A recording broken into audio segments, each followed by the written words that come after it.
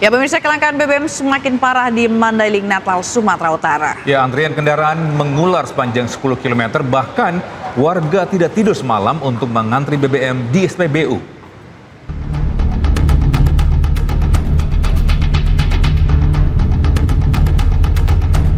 Antrean kendaraan mengular sepanjang 10 km di Jalan Lintas Sumatera, Mandailing, Natal, Sumatera Utara. Kemacetan parah bahkan terjadi sejak malam hingga pagi hari. Warga kini semakin kesulitan memperoleh BBM di SPBU lantaran SPBU juga sudah kehabisan stok. Akses jalan yang masih terputus dari depo Pertamina Sibolga membuat pasokan BBM kini didatangkan dari depo Pertamina Dumai.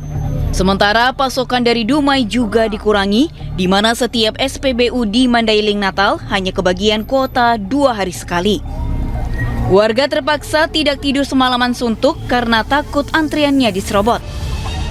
Polres Mandailing Natal menerjunkan 20 personil di setiap SPBU untuk antisipasi kericuhan. Jam 12, Bang. 12 apa malam? Semalam. Sampai pagi ini belum dapat? Pagi ini, Bang. Kalau nggak antri? Pagi ini ke sini. Kalau nggak antri? Nggak mungkin dapat. Nggak mungkin dapat lagi ya? Nggak ada. Jadi kita kerahkan kurang lebih 20 personil di sini, gabungan. Baik itu Intel, Reskrim, Samarta, dan Naskas. Untuk menjaga agar masyarakat tidak chaos ya. Kelangkaan BBM pasca bencana banjir dan tanah longsor terjadi di hampir semua wilayah terdampak. Warga yang mengantri untuk mendapat BBM diimbau sabar hingga pasokan BBM sudah kembali normal. Dari Mandailing, Natal, Sumatera Utara, Ahmad Hussein Lubis, iNews melaporkan. Bisa untuk informasi terkini kita bergabung dengan Ahmad Hussein Lubis di Mandailing, Natal, Sumatera Utara. Baik, selamat pagi Hussein. Hussein, apakah masih ada antrian di SPBU hingga saat ini? Ya, selamat pagi pemirsa. Dapat kami laporkan bahwasannya siang ini antrian sudah bubar gara-gara stok BBM yang terbatas pada pukul 8 pagi tadi habis terjual semuanya. Jadi masyarakat yang telah antri mulai dari tadi malam mau tak mau harus membubarkan diri meski dengan rasa kecewa. Ya. Demikian Jila dan Tobi. Baik. Ya, Bang Hussein, ini apakah ada informasi terkait dengan pasokan bensin ke depannya? Ya, saat ini karena terkendala masih putusnya jalan menuju Sibolga, selama ini kan SPBU di Mandailing Natal termasuk di Tapanuli Selatan sangat bergantung pada depo Pertamina Sibolga. Tapi karena putusnya akses jalan, saat ini pasokan SPBU didatangkan dari depo Pertamina Dumai. Cuman gara-gara depo Pertamina Dumai melayani wilayah Pekanbaru, pasokan untuk Pertamina atau SPBU di Mandailing Natal dibatasi 2 kali sehari, 2 hari sekali baru masuk ke Mandailing Natal. Demikian Togi. Oke, Hussein, mungkin Anda bisa menjelaskan ini sepertinya kalau antrian angkot di belakang Anda ini antrian apa? Ini antrian angkot yang sejak tadi malam ikut mengantri, cuman tidak kebagian jatah. Sehingga mereka saat ini tidak memiliki BBM sama sekali. Mau tak mau karena tidak memiliki BBM, mereka tidak narik atau tidak beroperasi. Apa solusi yang dilakukan oleh pemerintah setempat sambil menunggu pasokan BBM ini datang? Saat saya konfirmasi dengan Bupati atau Disperindak Mandailing Natal, mereka menyerahkan keputusan ini kepada pemerintah pusat karena sejak awal bencana ini terjadi mengenai distribusi BBM ke wilayah-wilayah terdampak, semua keputusan diserahkan ke pemerintah pusat. Walaupun pemerintah daerah melalui Disperindak telah melakukan atau menyurati dalam hal ini Kementerian SDM. Demikian Jila. Baik, berarti ada berapa SPBU atau hampir semua SPBU di Mandailing Natal ini yang mengalami kelangkaan BBM? Hampir seluruhnya. Di sini ada 8 SPBU, itu masuk pasokan dari Pertamina Dumai 2 hari sekali. Jadi saat yang bersamaan terjadi antrian, di saat itu pula terjadi kekosongan. Berarti bisa dibilang tidak ada mungkin ke kota lain yang terdekat untuk Tidak mengambil ada bensin. alternatif atau kekuatan lain. Di jam yang sama malah Disperindak Mandailing Natal mengeluarkan keputusan setiap bongkar tangki pada malam hari di SPBU dan pada pukul 7 pagi setiap harinya jika masuk kuota, disitulah dilakukan penjualan kepada konsumen. Oke. Walaupun nyata-nyatanya konsumen ini rata-rata kan takut tidak dapat antrian, mereka datang ke SPBU mulai malam hari, bahkan ada yang sampai menginap di SPBU. Oke. Meskipun SPBU baru buka pada pukul 7 pagi. Oke. Demikian Togi. Baik, lalu bagaimana dengan aktivitas warga yang khususnya menggunakan kendaraan ini? Seperti apa? Efeknya sangat terasa. Bahkan sejak kemarin, gara-gara banyak angkot yang tidak beroperasi, anak-anak sekolah atau siswa sekolah sebagian besar pulang dengan berjalan kaki. Ada yang berjalan kaki sejauh 5 km, ada yang sejauh 3 km.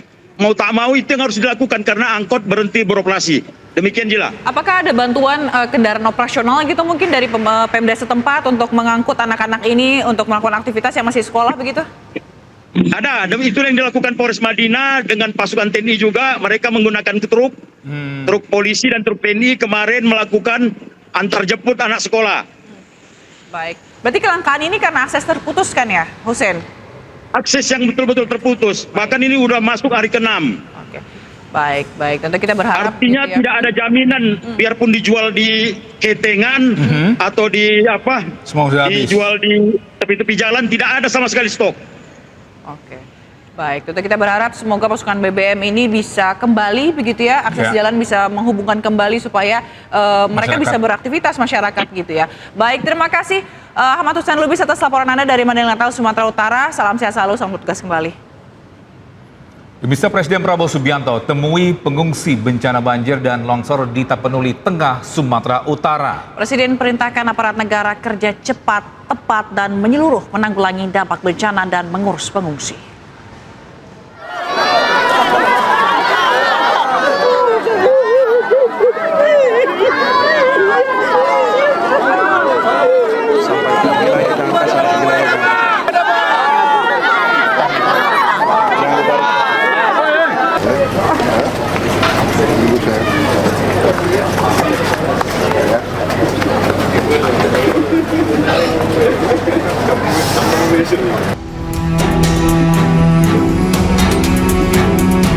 Presiden Prabowo Subianto mengecek distribusi bantuan serta dapur umum di posko pengungsi Gor Pandan, Tapanuli Tengah, Sumatera Utara Senin pagi. Presiden Prabowo juga mendengar langsung cerita beberapa pengungsi yang menyelamatkan diri dari banjir bandang dan longsor. Gedung Serbaguna Gor Pandan telah menjadi posko pengungsi sejak hari pertama banjir bandang dan longsor yang menerjang sejumlah daerah di Tapanuli Tengah pada pekan lalu. Di area sekitar Gor Pandan, dapur umum dibangun untuk memasak ribuan porsi makanan untuk para pengungsi. Presiden memastikan setiap langkah darurat telah ditempuh pemerintah dan distribusi bantuan telah menjangkau seluruh masyarakat yang terdampak banjir bandang serta longsor. Sekarang prioritas bagaimana bisa segera kirim bantuan-bantuan yang diperlukan, terutama BBM yang sangat penting. BBM tadi yang dilaporkan ke saya yang sangat penting. Ada beberapa desa yang terisolasi, insya Allah kita bisa tembus. Listrik sebentar lagi saya kira bisa dibuka semuanya. Presiden memerintahkan seluruh jajarannya untuk dengan cepat, tepat, dan menyeluruh menanggulangi dampak bencana dan mengurusi para pengungsi. Dari Tapanuli Tengah, tim Liputan Anyus melaporkan. Ya pemirsa, usai meninjau lokasi banjir bandang di Tapanuli Tengah, Sumatera Utara, Presiden Prabowo Subianto bertolak ke Medan dan Aceh untuk meninjau lokasi terdampak banjir dan longsor. Ya, Presiden Prabowo menyebut akan memprioritaskan pengiriman BBM untuk kebutuhan pemulihan.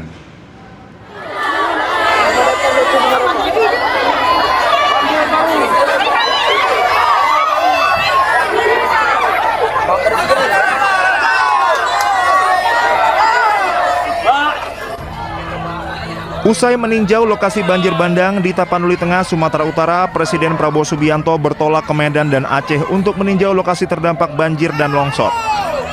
Dalam kesempatan itu, Presiden Prabowo menyebut penyaluran BBM di wilayah terdampak banjir dan longsor di Aceh, Sumatera Barat, dan Sumatera Utara menjadi prioritas. Di kesempatan yang sama, Presiden Prabowo juga menyebut saat ini masih ada beberapa desa yang terisolasi karena akses jalan darat terputus pasca bencana. Ia menyebut seluruh tim gabungan terus berupaya membuka jalur yang terputus.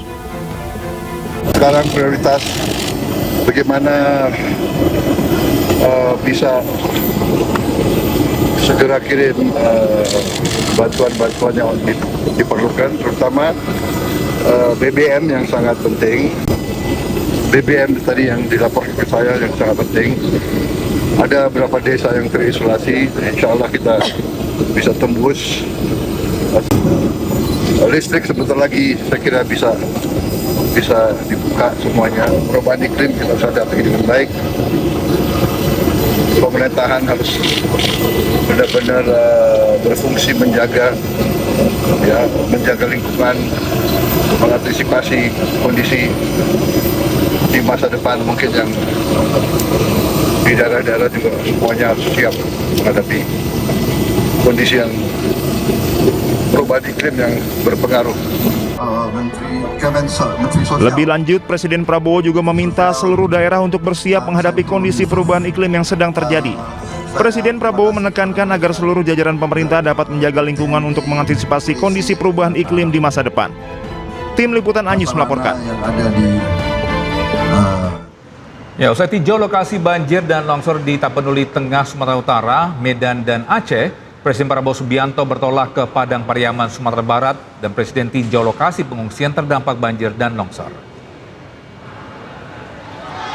Presiden tiba di lokasi pengungsian warga di Padang Pariaman dan menyapa para pengungsi sekitar pukul 3 sore. Presiden Prabowo langsung menyapa warga terdampak bencana di pengungsian Padang Pariaman. Selain menyapa pengungsi, Presiden Prabowo juga melihat dapur umum yang ada di posko pengungsian untuk memastikan makanan untuk pengungsi ini disajikan dengan baik.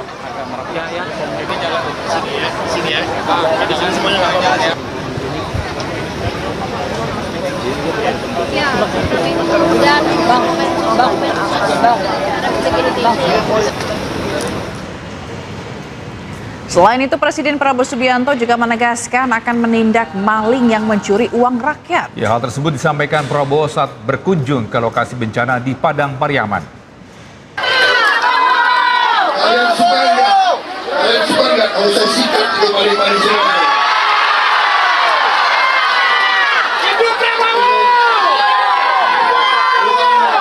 Uang yang mereka curi nanti kita alirkan semua ke rakyat. Ya.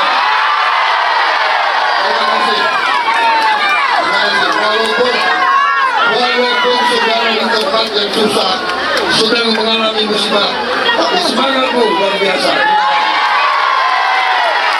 Terima kasih.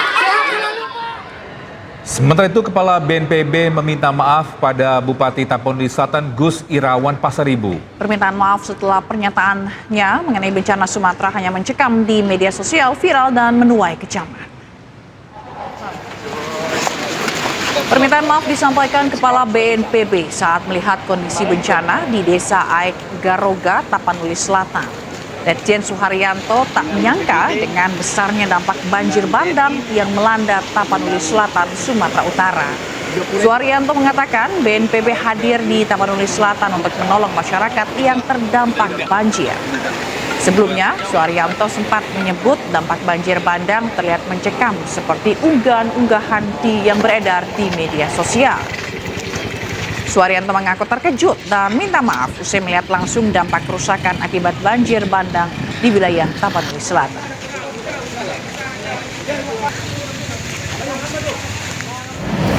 Surprise begitu ya, saya tidak mengira sebesar ini. Mohon maaf Pak Bupati, baru kali ini. Bukan berarti kami tidak peduli begitu. Ya mungkin karena Pak Agus, Pak Yana Mora ini nggak mau terlalu membebani pikiran, jadi masih semangat terus begitu beliau. Artinya logistik dan segala macamnya masih tercover. Nah kami tentu saja hadir di Tapanuli Utara ini, hadir di Tapanuli ini untuk membantu seluruh masyarakat. Tidak ada bedanya apakah itu utara, selatan, Sibolga, Mandailing, Natal, itu sama semua bagi kami. Tidak melihat suku, agama, ras dan sebagainya. Jadi memang kami turun kekuatan penuh. Di sini Pak Yana Mora, Pak Agus Marhanto ini sebagai perpanjangan tangan kita untuk membantu. Badan Nasional Penanggulangan Bencana atau BNPB melaporkan perkembangan data korban jiwa meninggal per 1 Desember 2025, yaitu sebanyak 593 orang meninggal dunia dan 468 orang hilang di Provinsi Aceh, Sumatera Utara, dan Sumatera Barat. Ya, dan berikut rincian korban meninggal dan hilang dari ketiga provinsi yang dilanda banjir dan longsor.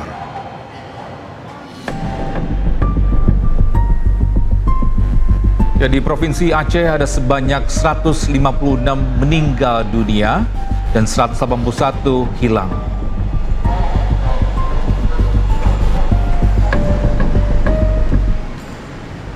Ya, sementara di Provinsi Sumatera Utara sebanyak 593 orang meninggal dunia dan 468 orang hilang.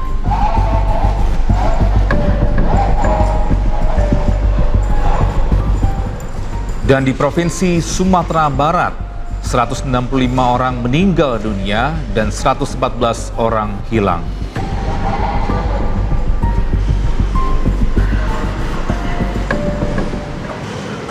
Pemirsa, TNI salurkan logistik ke wilayah yang terputus akibat banjir dan tanah longsor di Tapanuli Tengah serta sejumlah titik di Medan, Sumatera Utara. TNI memberangkatkan pesawat bantuan dari Lanut Halim Perdana Kusuma, Jakarta Timur untuk mengirim bantuan dengan metode airdrop. Pada Senin siang, TNI mengerahkan pesawat jenis Kasa 212, CN-295 serta C-130 Hercules untuk melaksanakan penyaluran logistik dari udara. Selain helibox, operasi akan dilanjutkan dengan teknik airdrop seperti yang pernah dilakukan dalam misi kemanusiaan di Gaza. Bantuan sebanyak 4,2 ton terdiri atas paket sembako, obat-obatan dari Puskes TNI, mie instan, dan berbagai perlengkapan untuk kebutuhan pengungsi.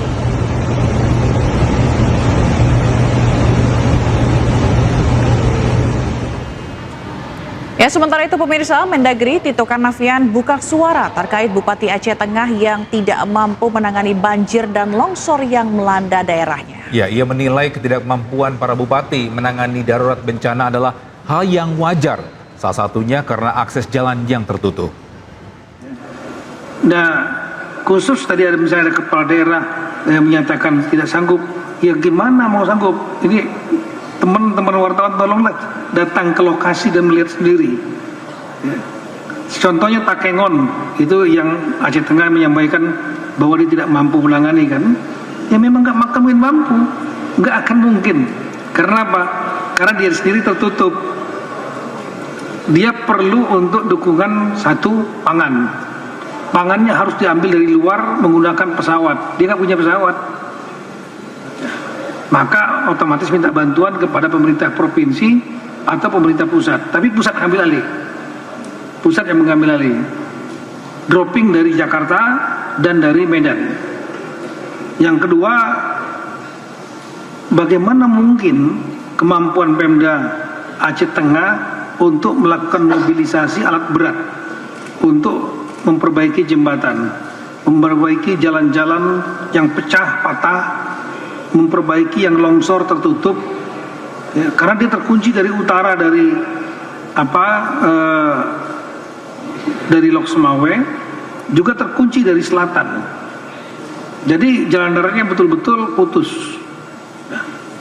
Jadi tolong teman-teman juga kalau melihat satu surat, jangan hanya melihat suratnya aja, lihat kondisinya. Kondisinya nggak akan mungkin mampu. Tapi pemerintah pusat mau dia mengatakan mampu, mau dia katakan nyerah, nggak mampu, pasti tetap akan bekerja, membantu. Dan itu sudah sejak hari pertama.